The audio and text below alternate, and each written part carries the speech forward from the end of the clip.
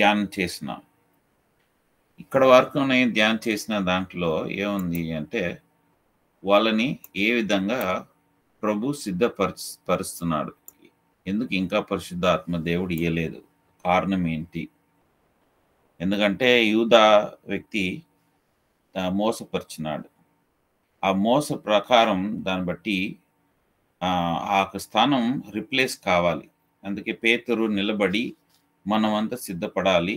ఆ యొక్క స్థలాన్ని మనం తిరిగి ప్రభువు మళ్ళీ సమకూర్చాలంటే ఇంకొకరిని రిప్లేస్ చేయాలి. ఆ రిప్లేస్మెంట్ ఎవరైతే ప్రభుతో వాళ్ళు సాక్షిగా ఉన్నారో, ఆ తర్వాత బోధ విన్నారో, ప్రభు రిజరక్షన్, ఆయన డెత్, బరియల్, రిజరక్షన్లో ఎవరైతే విట్నెస్ ఉన్నారో వాళ్ళు ఒకరు ప్రభువుకి ఎంచబడిన వాళ్ళు, అందులో ఒకరు ఉండాలి. అంటే ఒక పర్సన్, ఆ క్వాలిఫికేషన్ అది ఒక పర్సన్.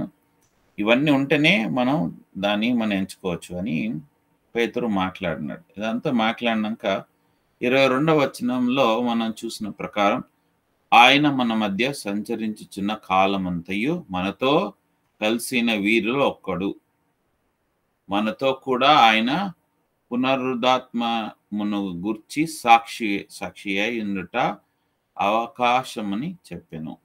తర్వాత ఇంగ్లీష్లో ఆర్డైన్ అని ఉంది. ఆర్డైన్ అంటే ఎంచబడుట. He's been ఎంచబడుట.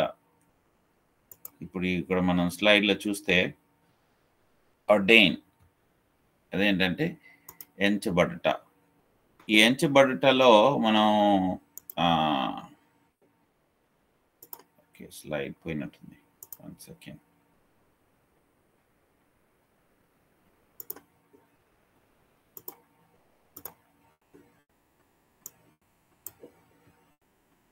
One second.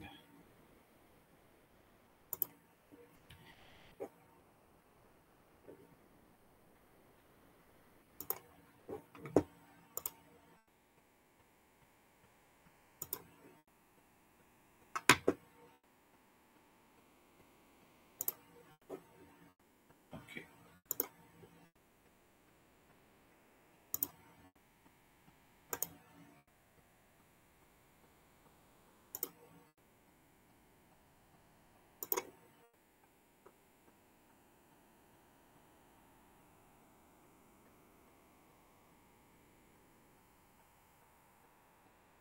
దీని అర్థం అంటే అపాయింట్మెంట్, ఎస్టాబ్లిష్, ఇన్వెస్ట్మెంట్, అథారిటీతో.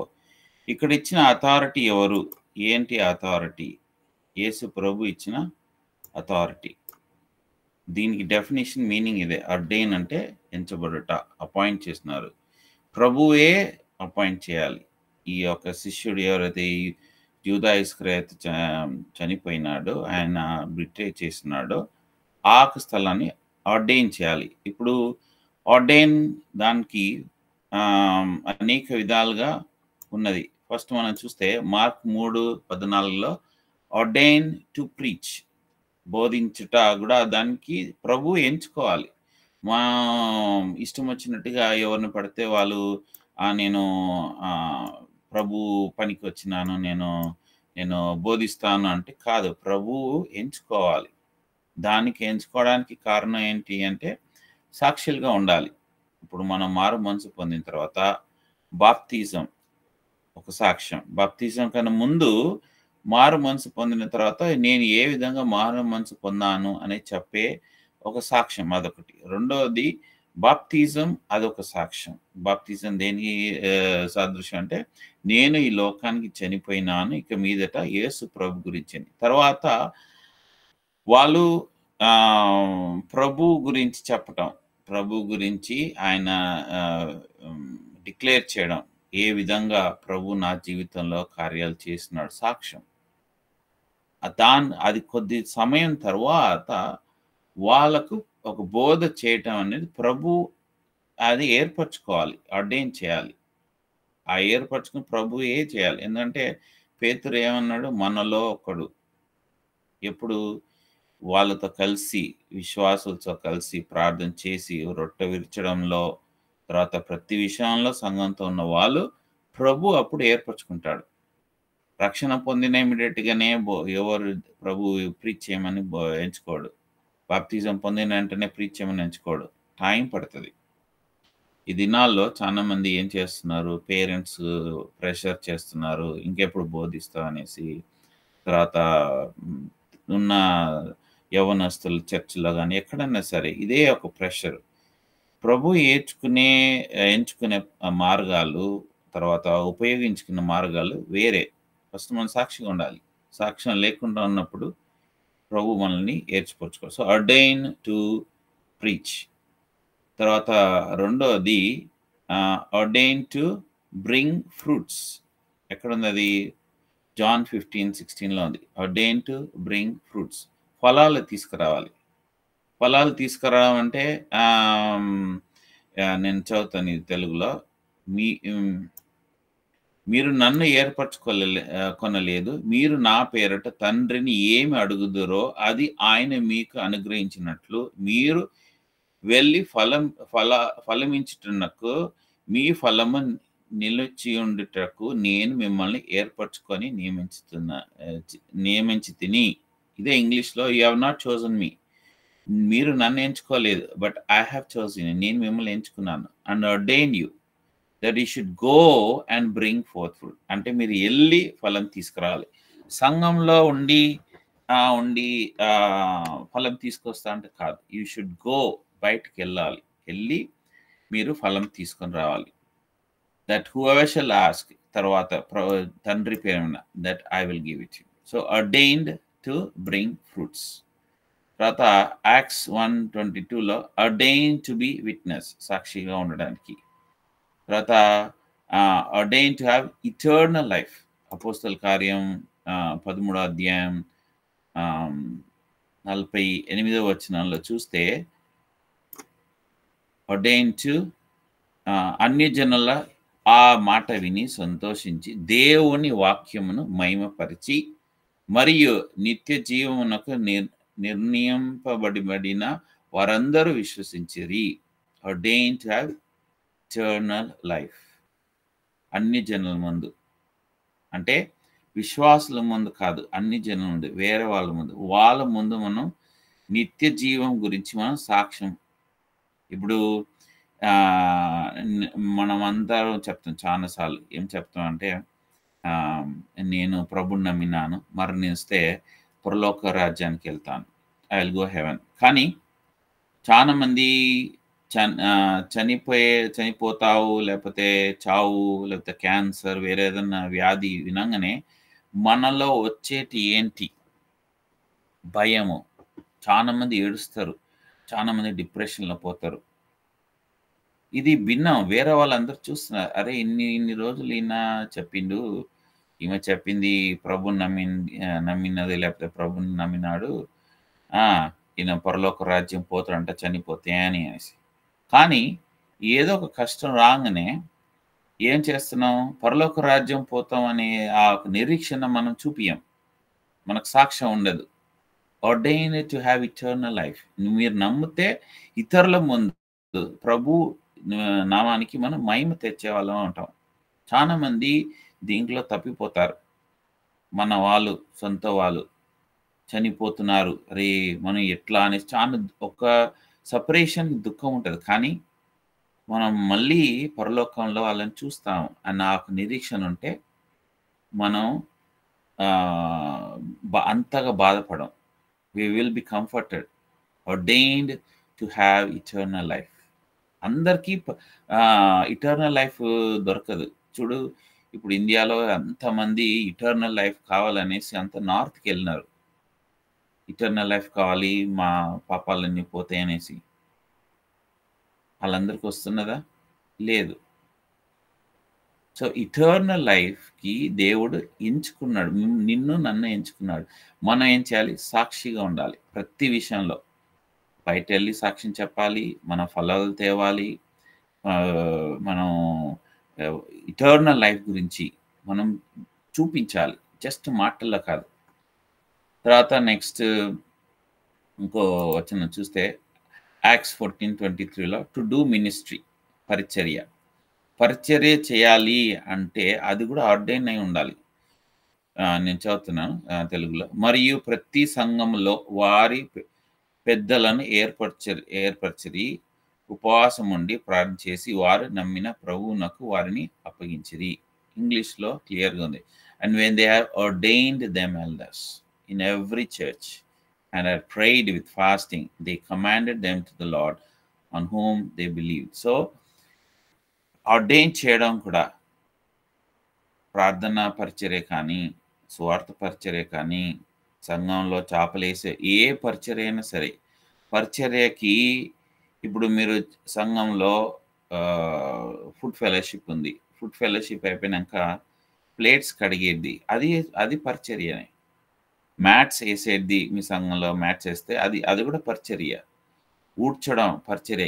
ఇవన్నీ పరిచర్య కూడా మీరు ఎంచబడిన వారు. అంటే it is not given to అందరికి ఇయ్యలేదు ఇది. మిమ్మల్ని ఎంచుకున్నాడు దేవుడు. ఇది నాది చిన్న పని అని లేదు. ప్రభు దృష్టిలో ఏ పరిచర్య అయినా సరే సంఘంలో అది ఒక గొప్ప పరిచర్య. అది నీకు దేవుడు ఇస్తున్నాడు. ఊడ్చడమే కానీ, ప్లేట్స్ కడగడమే కానీ, ప్రార్థన చేయడమే కానీ,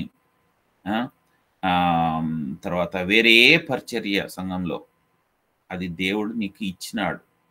మీరు సంతోషంగా దాన్ని చేయాలి. సనగదు, గొనుగదు. You should not murmur.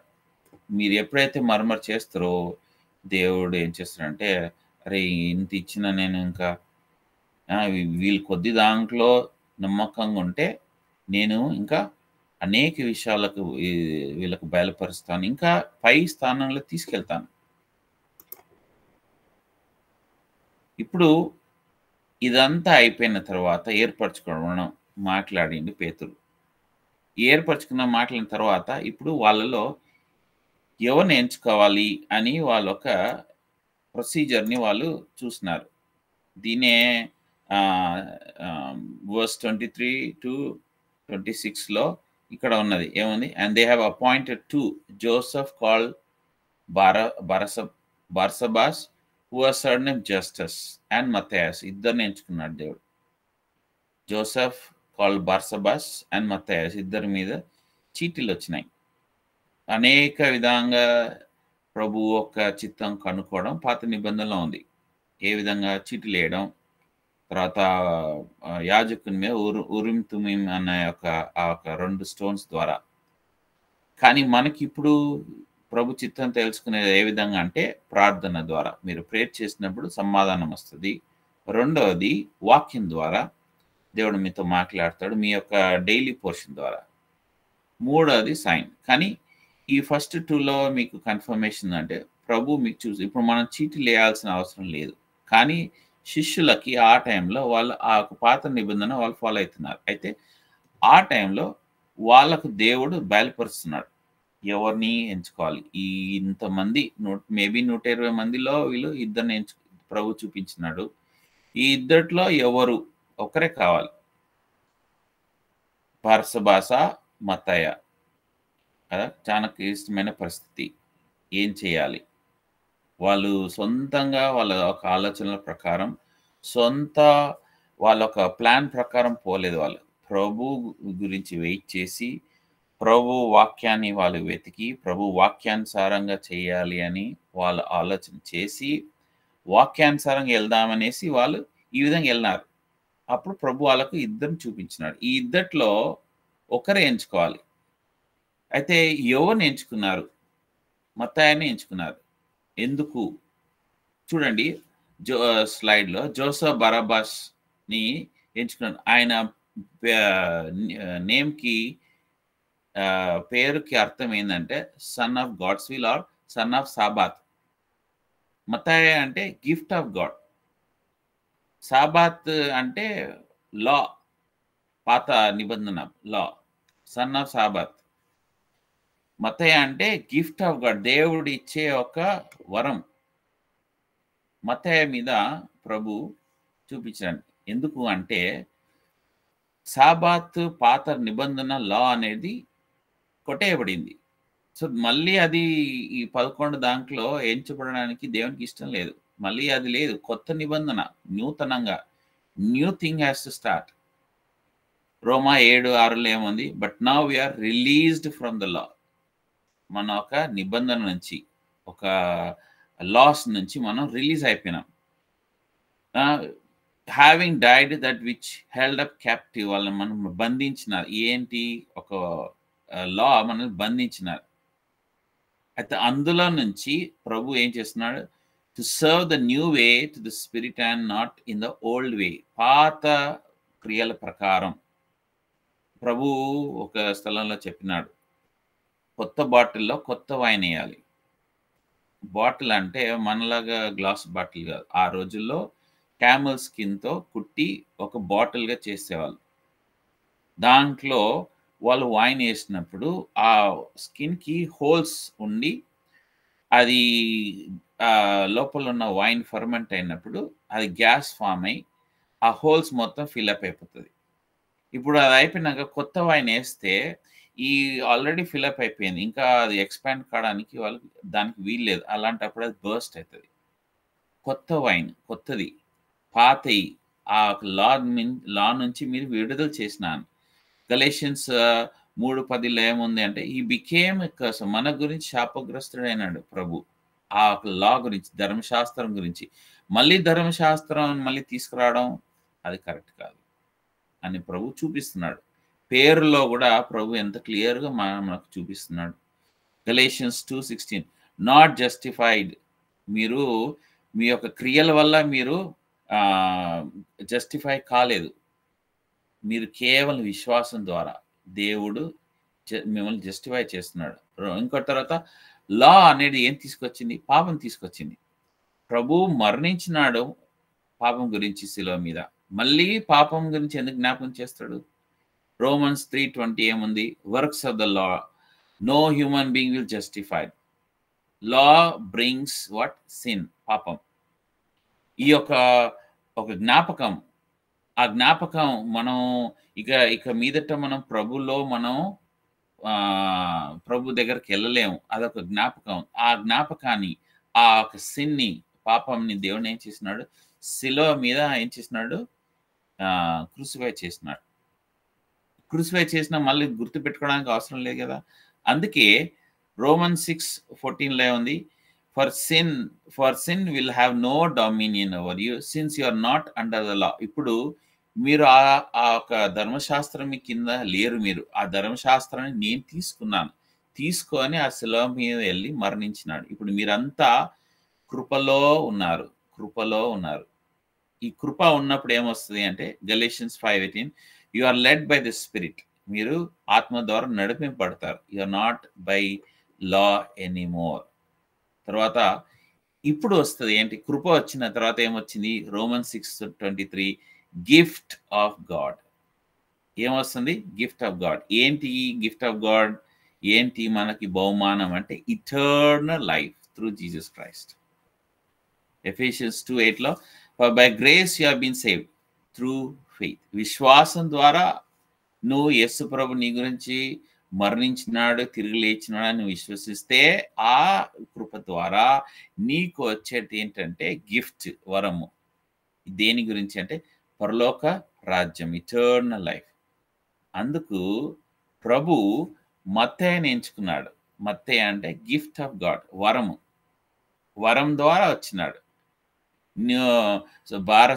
బర్సబాస్ అంటే సబాత్, ధర్మశాస్త్రం. ధర్మశాస్త్రం ద్వారా నువ్వు ఎంచబడవు. నువ్వు ఆ ఒక శిష్యుల్లో ఎంత క్లియర్‌గా ప్రభు మనకు మాట్లాడుతున్నాడు. ఒకటో అధ్యాయం ద్వారా. మీరు ధర్మశాస్త్రం ద్వారా మీరు ఇక్కడ రాలేదు.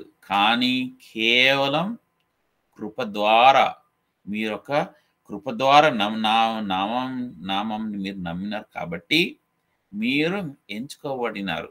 మీకు ఇచ్చేది ఏంటి వరం అంటే ఇటర్నల్ లైఫ్. సో, ఎప్పుడైతే ఈ యొక్క మొత్తం ప్రాసెస్ అయిపోయిందో చాప్టర్ ముగించబడింది. వాళ్ళని ఏర్పరచుకోబడడం, వాళ్ళకు ఏ విధంగా ఎందుకు ఏర్పరచుకోవాలి? ఎవరు ఏర్పరచుకోవాలి? కారణం ఏంటి? చాప్టర్ ముగించింది. ఈ చాప్టర్‌లో మనం చానా విషయాలు చూసినాం. ఒక బ్రీఫ్ సమ్మరీగా ఎళ్తే, ఈ స్లైడ్‌లో చూస్తే ఒబేయింగ్, మనం దేవుణ్ణి విధేయత చూపిస్తున్నాం, మనం దేవుణ్ణి వెంబడిస్తున్నాం. Are we obeying God? రెండోది పవర్ టు చేంజ్ ఎనీవన్. దేవునికి శక్తి ఉంది, ఎవరినైనా మారుస్తాడు దేవుడు. ఇది మార్చబడేది కాదు అని లేనే లేదు. అది నువ్వు నేను నమ్మాలి. అది మూడోది, దేవుడు పిలిచేది ఎవరు అంటే నీ యొక్క క్వాలిఫికేషన్ ప్రకారం దేవుడు పిలవడు. దేవుడు నిన్ను పిలిచి ఆ క్వాలిఫికేషన్ చేస్తాడు. He will call, he doesn't call the qualified, he qualifies the call. అంటే నిన్ను పిలిచిన తర్వాత నిన్ను క్వాలిఫై చేస్తాడు. నువ్వు నేను ఎంచబడినాం. ఏ విధంగా? నీ యొక్క క్రియలు నా యొక్క క్రియలు కాదు. నిన్ను నన్ను దేవుడు ఏర్పరిచినది కేవలం ఆయన యొక్క ఉద్దేశ ప్రకారం. తర్వాత నిన్ను ఎంచుకొని దాని తర్వాత దేవుడు నిన్ను ఆ యొక్క ఉద్దేశానికి, ఆ యొక్క వర్క్కి నిన్ను ప్రిపేర్ చేస్తున్నాడు. తర్వాత అప్పర్ రూమ్ ఎక్స్పీరియన్స్, పై గది యొక్క ఎక్స్పీరియన్స్ అంటే ప్రార్థన జీవితం, ఆ ఒక మేడ గది. మీరు ప్రతిదినం మీ ప్రార్థన జీవితంలో లేరు అంటే మీరు ఆ మేడ గది ఎక్స్పీరియన్స్ లేదు మీకు. ప్రతిదినం ఉండాలి. ఏదో ఒకటి సంవత్సరానికి ఒకసారి పండుగ రోజు అన్నట్టు కాదు. ప్రతిదినము మీరు ఆ మేడ గది ఎక్స్పీరియన్స్ ఉంటే, ప్రతిదినం మనం స్నానం చేసిన విధంగా మైల అనేది పోతుంది. ప్రతిదినం మనం పోరాడే కావాల్సిన ఒక బలము మనకు దొరుకుతుంది. ప్రతిదినము ప్రభు మనకు మాట్లాడుతూ వస్తుంటాడు. తర్వాత ప్రార్థన. ఏ విధంగా ప్రార్థన? యూనిటీలో, ఏక మనసుతో ప్రార్థన. కుటుంబంగా ఉన్నప్పుడు ఏక మనసుతో ప్రార్థన చేయాలి. కుటుంబంగా ఏక మనసుతో లేదు అంటే ఆ దేవుడు ఆ ప్రేయర్ క్యాన్సిల్ చేయడు. సంఘం ఏక మనసుతో ప్రార్థన చేయాలి. తర్వాత ఏడోది ఆర్డైన్, ఎంచబడిన వారు. దేనికి ఎంచబడిన వారు? ప్రతి విషయంలో బోధించడానికి, ఫలాలు తేయడానికి, సాక్షులుగా ఉండడానికి, నిత్య జీవం గురించి ఇతరులకు మనం దేవుని మహిమపరిచేటట్టుగా మనల్ని దేవుడు ఆర్డైన్ చేస్తున్నాడు. సంఘంలో పరిచర్య కూడా దేవుడు మనల్ని ఆర్డైన్ చేసినాడు. కొన్ని సంఘాల్లో ఆర్డైన్ అనే ఒక స్పెషల్ ఫంక్షన్ ఉంటుంది. అది కాదు, ఇది దేవుడు ఇది ఏర్పరిచిన విధానం. ఆర్డైన్డ్. దేవుడు నీకు చెప్తాడు, నువ్వు వెళ్ళేసి ఇక్కడ పనిచేయి, నువ్వు కిచెన్లో పనిచేయి. దేవుడు నీతో మాట్లాడతాడు. అప్పుడే నీకు తెలిసిపోతుంది దేవుడు నన్ను ఈ విధంగా. కొంతమందికి సువార్త చెప్పేటప్పుడు వాళ్ళు మంచిగా చెప్తారు, పర్సన్ 1-to-1. దేవుడు వాళ్ళని ఎంచుకున్నాడు ఆ ఒక సువార్త చెప్పడానికి. నీవంతలు నీకు రాలేదు, అది దేవుడు నిన్ను ఏర్పరచుకొని నీకు తరబిదిస్తున్నాడు. తర్వాత మనం ఏ విధంగా ధర్మశాస్త్రం నుంచి బయట వచ్చి కృపల్లో మనం ఎంటర్ అయినాం. ఇది ఈ యొక్క చాప్టర్కి సారాంశం. నౌ మనం చాప్టర్ 2లో వెళ్దాం.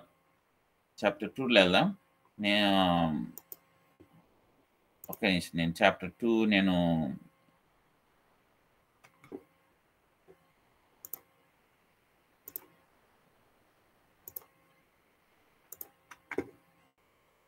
చాప్టర్ 2లో verse 1 ఎవరైనా తెలుగులో చదవండి.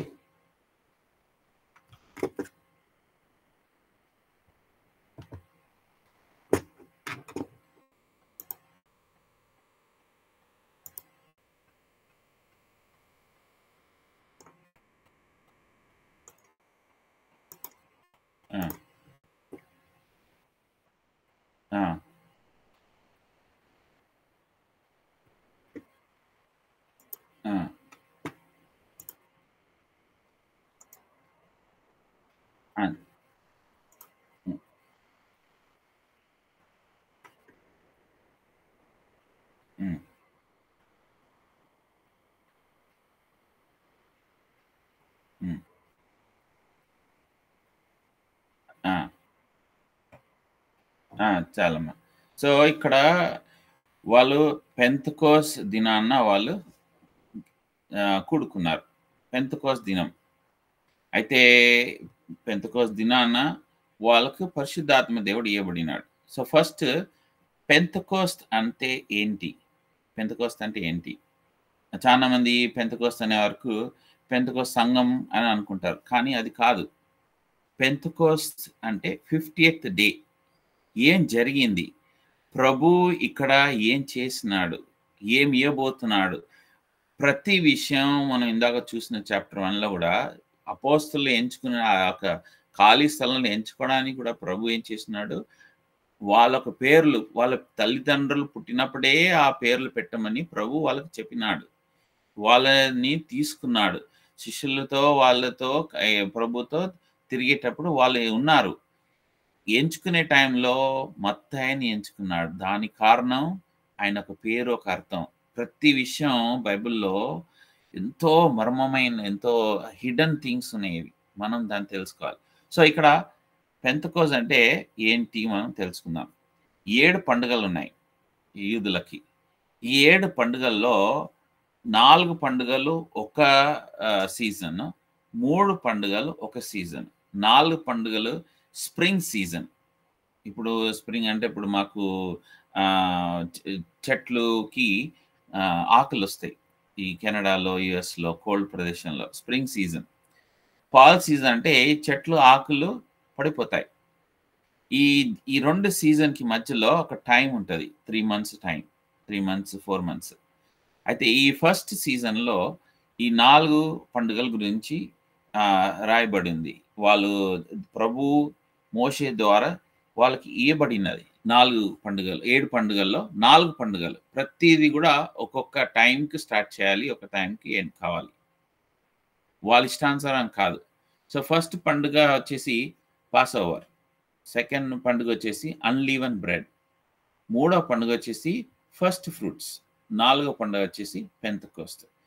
పాసోవర్ అంటే ఏంటి అంటే, యేసు ప్రభు ఒక మరణం. తర్వాత అన్‌లీవెన్ బ్రెడ్ అంటే ఆయన యొక్క భూస్థాపన. ఫస్ట్ ఫ్రూట్స్ అంటే ఆయన మొదటి ఫలాలు, ఫస్ట్ ఫ్రూట్స్. తర్వాత పెంతెకోస్త్ అంటే 50th డే. అంటే ఫస్ట్ ఫ్రూట్స్ నుంచి పెంతెకోస్త్ డేకి 50 డేస్ తర్వాత వచ్చే పండుగ. ఈ 4 పండుగల్లో చూడు ఏ విధంగా ప్రభు చూపిస్తున్నాడు. తిరిగి లేచిన తర్వాత యేసు ప్రభు తిరిగి లేచిన తర్వాత రిజరక్షన్ తర్వాత 50th డే శిష్యులని ఎంచుకున్నాడు. ఇమ్మీడియేట్‌గా పరిశుద్ధాత్మ ఇయ్యొచ్చు కదా! లేదు. ఆల్రెడీ ఈ విషయాలు రాయబడి ఉన్నది. ఎక్కడ? పాత నిబంధనలో రాయబడి ఉన్నది.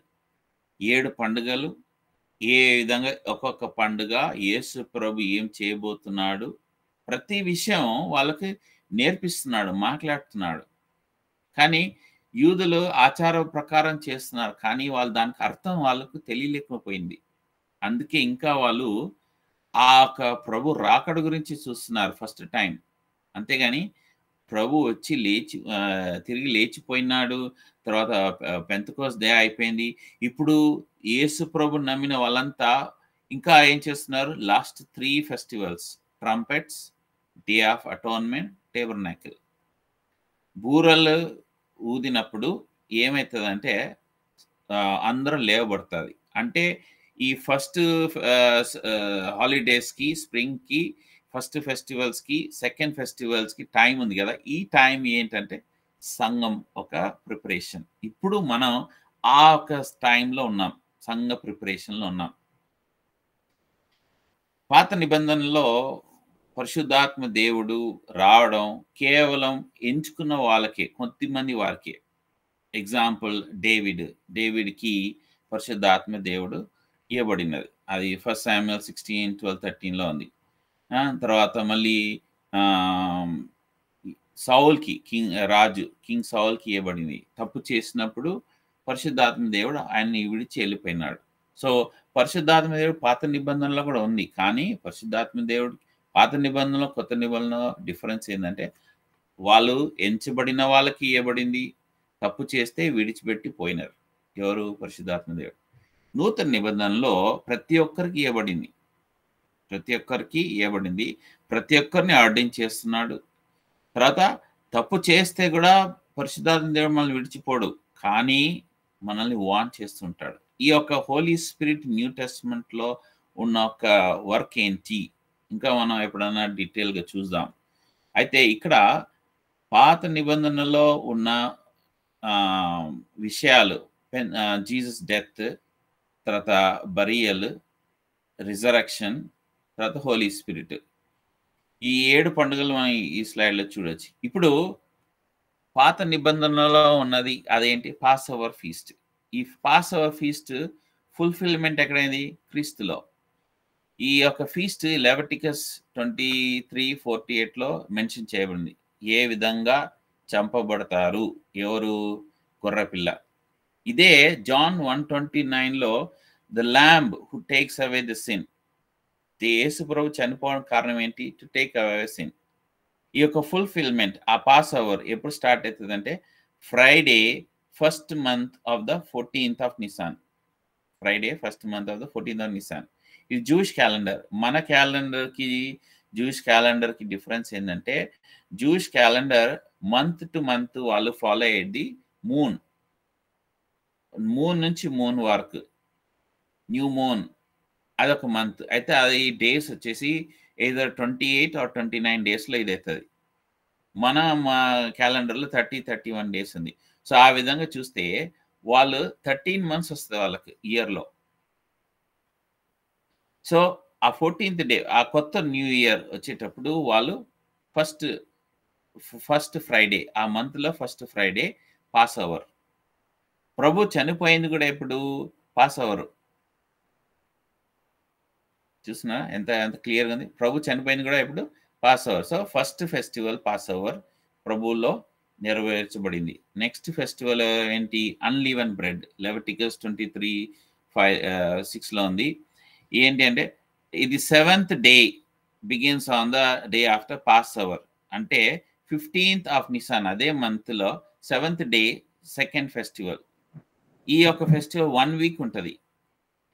ఆ ఇజ్రాయెల్ ప్రజలు చాలా హేస్టీగా చాలా తొందరపాటుగా వాళ్ళు తింటూ వాళ్ళు దాన్ని ఆచరించాలి.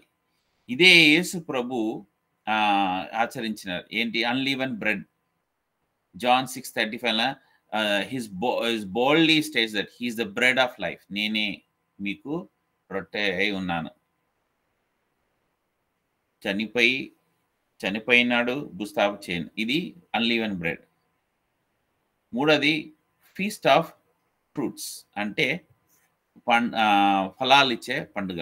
లెవిటికస్ 23:10. ఇందులో Sunday 16th of the Nisan next day అంటే అన్లీవెన్ బ్రెడ్ అయిన నెక్స్ట్ సండే వచ్చేదే అది ఫీస్ట్ ఆఫ్ ఫ్రూట్స్. ప్రభు లేచింది కూడా ఎప్పుడు? సండేనే. 3rd day of the crucifixion.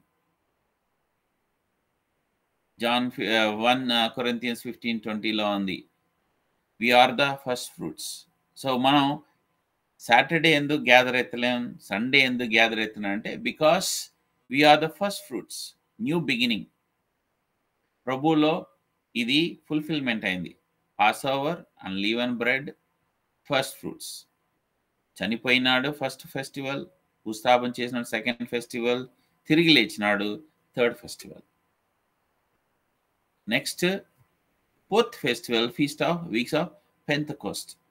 Leviticus 23:16లో this feast takes place on 7th day of the 3rd month. అంటే 50 దినాలు. ఈ దీంట్లో హార్వెస్ట్ అంటే అంతా కోత వచ్చినంత తీసుకొచ్చి ఆ విధంగా వాళ్ళు దేవుని దగ్గరకు వచ్చి వాళ్ళు అందరూ మేల్ వచ్చేసి దేవుని దగ్గర రావాలి, మందిరం రావాలి. అక్కడ వాళ్ళు సమర్పించాలి.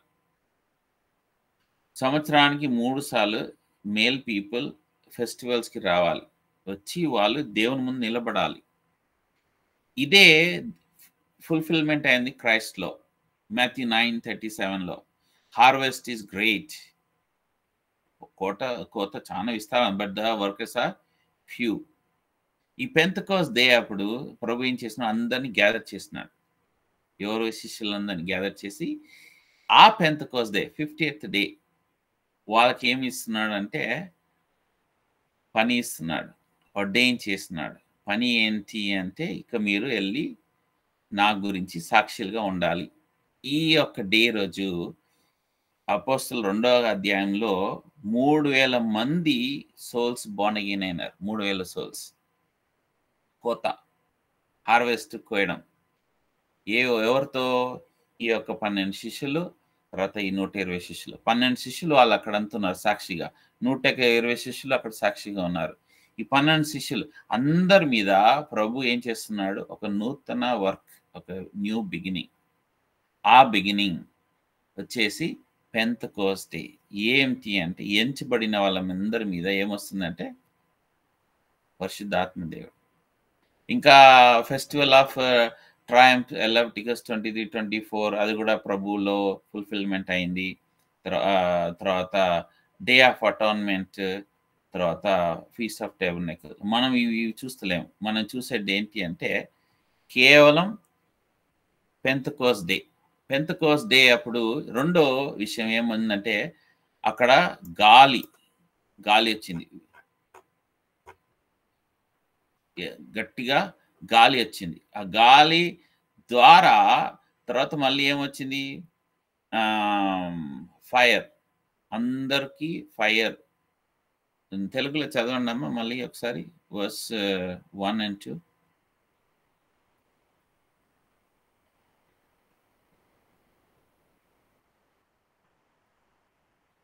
బలమైన గాలి.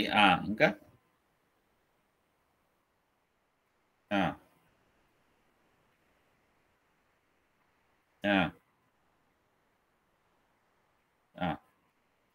చాలమ్మా.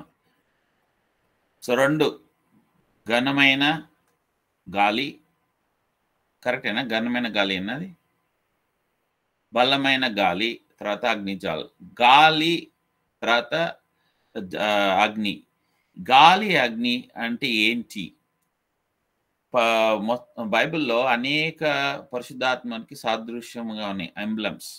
ఇందులో ముఖ్యమైన ఏంటి అంటే 12. ఇప్పుడు స్లైడ్లో చూసిన ప్రకారం oil, water, rain, reverse, wine, fire, wind, hand, seal, Dove, finger, cloud. ఈ యొక్క 12 విషయాలు అనేక స్థలాల్లో పరిశుద్ధాత్మ దేవుడు సాదృశ్యం, ఇది ఇప్పుడు పరిశుద్ధాత్మ దేవుడు వచ్చినాడు, చెప్పినాడు అనేసి చూపించడానికి. కొన్ని విషయాలు ఫిజికల్గా ఉన్నాయి, కానీ ప్రభు గాలిని ఎందుకు ఎంచుకున్నాడు? ఇప్పుడు బ్రీఫ్గా చూస్తే oil symbol of anointing. Each one ఒక్కొక్క దానికి ఒక్కొక్క అర్థం ఉంది. ఆయిల్ దేనికి సాదృశ్యం? అనాయింటింగ్కి, పవర్కి. 1 Samuel 16:13లో ఉంది. వాటర్ సింబల్ ఆఫ్ లైఫ్, జీవం ఇవ్వడానికి, satisfaction, John 7:37-39. Rain symbolize pouring out blessing, Isaiah 44:3. Rivers symbolize generations of the power of God, John 7:37-39. Wine symbolizes the joy of the Lord, Ephesians 5:18-19. The fire symbol of divine presence and purification, Isaiah 4:4. The wind symbol of power and sovereignty, Acts 2:2. The hand symbolizes work and the power of God, 1 Kings 18:46. Seal, the mark of divine ownership, Ephesians 1:13. Dove, symbol of purity and peace, Luke 3:22. The finger of God symbolizes the hand of God, Luke 11:20. Cloud symbolizes the glory of God, 1 Kings 8:10-11. అనేక విషయాలు ప్రభు ఇక్కడ ఏం బయలుపరిచిందంటే ఈ 12 విషయాలు ఒక్కొక్క స్థలంలో ఒక్కొక్క విధంగా పరిశుద్ధాత్మ దేవుడు పనిచేస్తున్నాడు అని, పరిశుద్ధాత్మ దేవుడు మీతో ఉన్నాడు అనేసి అనేక స్థలాల్లో దేవుడు చూపించినాడు. ఫర్ ఎగ్జాంపుల్ టేబర్నాకిల్ మీద ఏముండే? మేఘము. తర్వాత టేబర్నాకిల్ తీసేసి వాళ్ళు నడిచేటప్పుడు ఏముంది? మేఘము. అంటే ఏంటి? క్లౌడ్. పరిశుద్ధాత్మ దేవుడు మీతో ఉన్నాడు. దానియేల్ చూసింది ఏంటి? సీల్. జెరెమియా చూసింది ఏంటి? సీల్. ప్రకటనలో ఏంటి? సీల్ అంటే ముద్రించుట. తర్వాత ఆయిల్, యాజకుడు వచ్చేసి నూనె పోసి ఎంచుకున్నాడు. మోషే ఫస్ట్ ఆరోన్ మీద వేసింది ఏంటి? ఆయిల్. పరిశుద్ధాత్మ దేవుడితో మీరు ఎంచబడిన వారు, బాప్టైజ్డ్ యూ. ఈ విధంగా అనేక సందర్భాల్లో పరిశుద్ధాత్మ దేవుడు ప్రతి ఒక్క స్థలాల్లో ఒక్కొక్క విధంగా దేవుడు బయలుపరిచినాడు ఆ విషయాలు. కానీ ఇక్కడ గట్టి గాలి, బలమైన గాలి. గాలి దేనికి? గాలి ఎవరన్నా చెప్పగలుగుతారా? ఈ గాలి ఇక్కడుంది, ఈ గాలి ఎక్కడుంది అనేసి చెప్పలేరు. అందుకే యోహాను సువార్తలో 4 అధ్యాయంలో ప్రభు మాట్లాడతారు. Where the spirit where it comes it goes. ఎక్కడొస్తుంది, ఎక్కడ పోతుందో తెలీదు. వైన్‌కి అట్లా పోవడానికి అట్లా ఆస్కారం లేదు. వాటర్‌కి ఆస్కారం లేదు. హ్యాండ్‌కి ఆస్కారం లేదు. సీల్‌కి ఎక్కడంటే అక్కడ కానీ గాలికి ఎక్కడైనా పోవచ్చు. రెండోది ఫైర్. ఎక్కడైనా స్ప్రెడ్ కావచ్చు. సో, ఈ 2 విషయాలు అక్కడ చూపించాయంటే, వీళ్ళు మళ్ళీ ఒక గుడి కట్టడం గానీ, లేపోతే ఒక విగ్రహం స్థాపించడం కాకుండా ఉండడానికి, ప్రభువు వాళ్ళతో చూపిస్తుంది ఏంటంటే, గాలి, దేవుడు ఇక మీరు ఈ విధంగా ఉంటాడని చెప్పడానికి ఆస్కారమే లేదు. బలమైన గాలి అక్కడ వచ్చింది. బలమైన గాలి వచ్చి ఏమైంది? అందరికీ పరిశుద్ధాత్మ దేవుడితో నింపబడి, వాళ్ళు మళ్ళీ ఏం మాట్లాడుతున్నారు? భాషలు మాట్లాడుతున్నారు. అయితే ఒక ప్రశ్నొస్తది. ఏంటి ఆ ప్రశ్న అంటే, అనేక మంది అడుగుతారు గూడా. తెలుగులో అమ్మ మీరు యోహాను సువార్త 20 అధ్యాయం 21 వచనం చూడండి. జాన్ 20:21.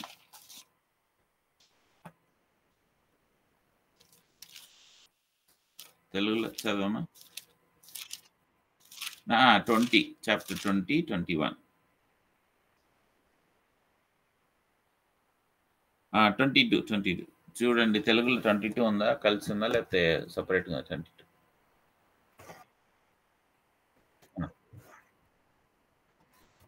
ఊది. ఆ! ఇక్కడ ఏం చేస్తున్నాడు ప్రభు వాళ్ళ మీద ఊది పరిశుద్ధాత్మ దేవుడు పొందుడి అంటున్నాడు. సో, అనేకులు అంటారు పరిశుద్ధాత్మ దేవుడు ఇది ఫస్ట్ టైమ్ ఇయ్యడం కాదు. ఇది రెండోసారి అని. కానీ డిఫరెన్స్ ఉంది. యాక్ట్స్ 2:2లో చదవమ్మా తెలుగులో. యాక్ట్స్ 2:2లో.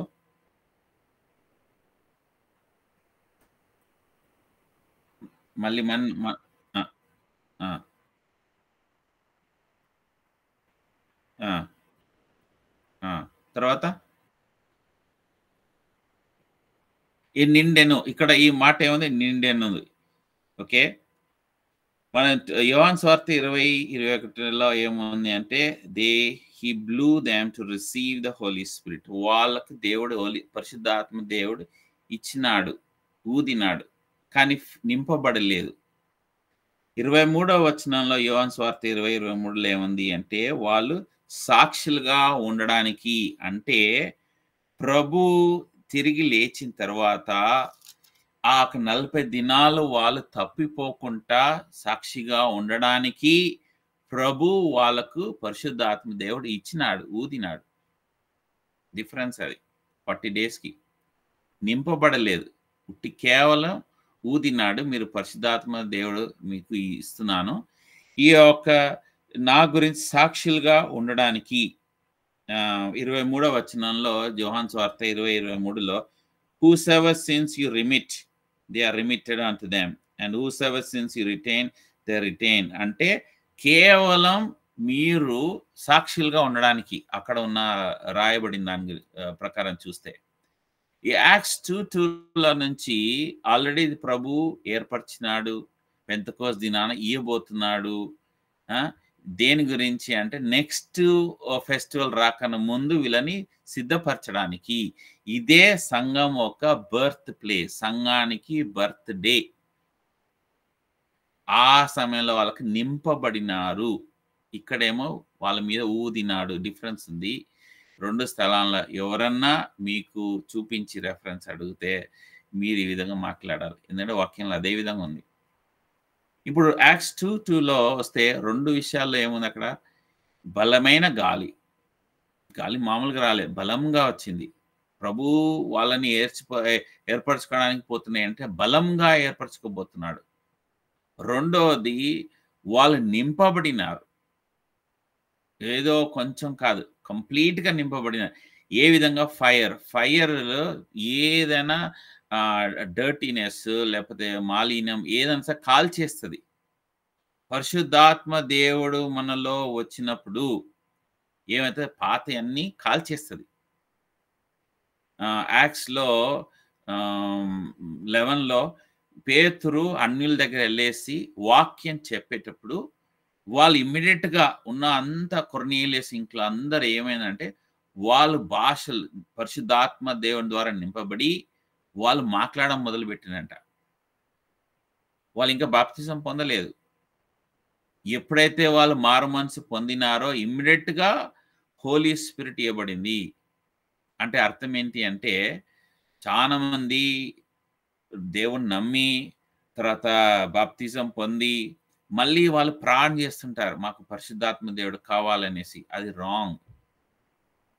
మీరు ఎప్పుడైతే ఎంచబడిన వాళ్ళు కూడుకున్నప్పుడే ఇమ్మీడియేట్‌గా అదే టైంలో మీకు పరిశుద్ధాత్మ దేవుడి ద్వారా మీరు ఒప్పించబడతారు. మీరు పాపి, నువ్వు ఒక పాపివి. ఆ అగ్ని కాల్చేస్తది. నీ యొక్క గ గర్వము, నీ యొక్క ఈర్ష్య, నీ యొక్క కొట్లాట, ఈర్ష్య ఏవైనా సరే అది కాల్చేస్తది. కాల్చేసి నూతనమైన హృదయము, నూతనంగా నింపబడి సంతోషంతో అప్పుడేమైతదంటే, అప్పుడు మీరు ఆ సంతోషం మీరు ఆపుకోలేక మీరు ఇతరులకు చెప్తారు. తర్వాత మీరెళ్లి బాప్తిజంలో సాక్ష్యం ఇస్తారు. అంటే పరిశుద్ధాత్మ దేవుడు ఇవ్వబడేది ఇప్పుడు సంఘంలో బాప్తిజం తర్వాత కాదు. ఎప్పుడైతే నువ్వు ఆ సువార్త విని, నేను పాపి అని నువ్వు గ్రహిస్తావో అప్పుడే నీకు పరిశుద్ధాత్మ దేవుడు ఇవ్వబడతాడు. మళ్ళీ ఇక్కడ భాషల విషయం ఉన్నది. వాళ్ళంతా భాషలు మాట్లాడినారు. ఒకటి అర్థం చేసుకోవాలి. పాత నిబంధనలో చదువు లేని వాళ్ళు తర్వాత అసహ్యంగా ఉన్నవాళ్ళు, లేకపోతే డర్టీగా ఉన్నవాళ్ళు మందిరంలో, టెంపుల్‌లో వాళ్ళకి అలవెన్స్ లేదు. అంటే రావడానికి వీల్లేదు. శిష్యులంతా ఎవరు? చేపలు పట్టెట్టేవాళ్ళు. చిన్న చిన్న జాబ్ చేసేవాళ్ళు. అందులో దొంగలున్నారు, వ్యభిచార స్త్రీలున్నారు, అందరున్నారు. ప్రభు అందరిని తీసుకొచ్చినాడు. ఇప్పుడు వాళ్ళందరినీ ప్యూరిఫై చేస్తున్నాడు. కంప్లీట్‌గా చేసి ప్రభు వీళ్ళని వాడుకోబోతున్నాడు. అయితే వీళ్ళందరికీ ఇచ్చిన భాషలు ఎందుకు ఆ టైంలో భాషలు ఇవ్వబడింది? వాళ్ళు ఏం చేసినారు తర్వాత? ఇప్పుడు మనకు భాషలు అవసరమా? లేదా? ఇవన్నీ మనం నెక్స్ట్ వీక్‌లో మనం చదువుదాం. గుర్తుపెట్టుకోండి. మీరు ఎంచబడిన వారు. అంటే చాలా ప్రెషియస్ మీరు. జకరియా 2:8లో ఉంది. You are precious like apple of eye. మీరు చాలా ప్రెషియస్ దేవుని దృష్టిలో. మిమ్మల్ని దేవుడు ఎంచుకున్నాడు. మీరు ఎక్కడున్నారు, ఏ పరిస్థితుల్లో ఉన్నా గూడా మీరు చేయాల్సింది ఏంటి అంటే మీరు అర్థం చేసుకోవాలి. నేను ఆర్డినరీ పర్సన్ కాదు. నన్ను దేవుడు ఏర్పరచుకున్నాడు. నేను కుంగిపోకూడదు.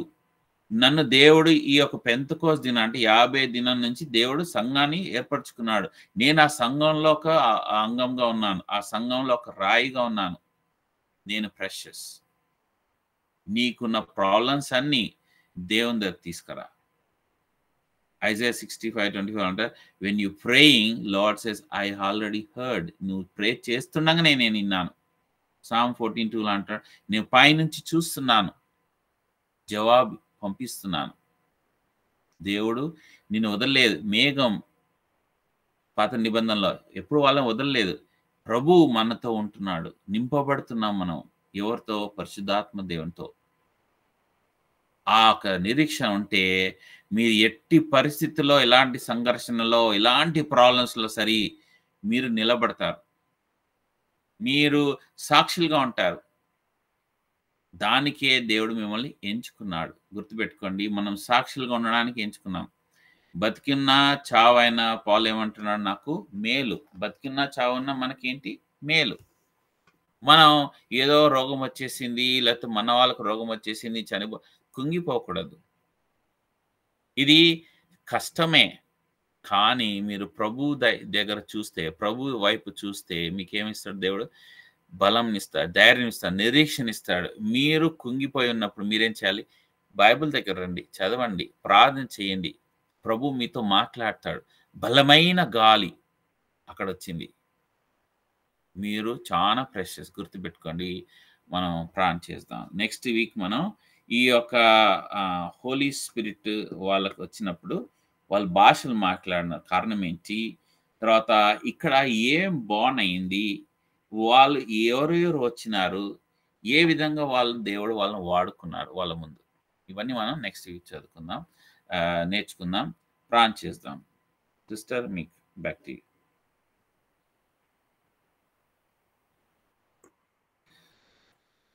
Heavenly Father, we thank you, Lord, the way you are showing to us from the Acts chapter 1, that how you have chosen the people and how you brought them on the Pentecost day.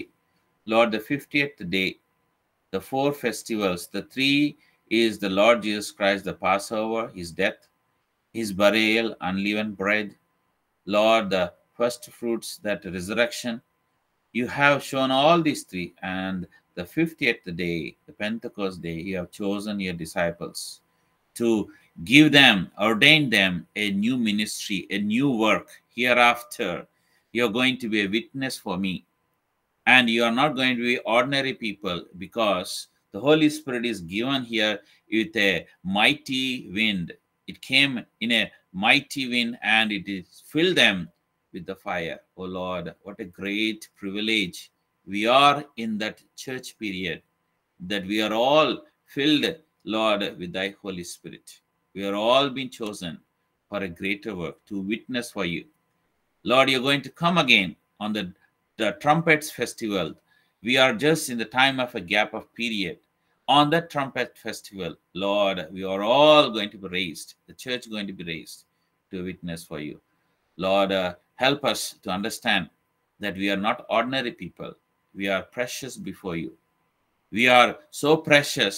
Even if anything happens to us, it is like happening to you, your apple of eye. That much precious we are. Oh Lord, help us that when we are downfall, when we are in very much depressed, we may look to these scriptures. We may look to our God, our Savior, and we may be strengthened, because you said, I am with you. I am with you. And John 1 John 4:5 says, I am in you. You are not alone. I am in you. I am with you. And I care for you. I protect you. Oh Lord, help us. Strengthen us. Be with us the rest of the time. Help us to meditate thy word in the coming days also, and glorify your name. In Jesus' name we pray. Amen.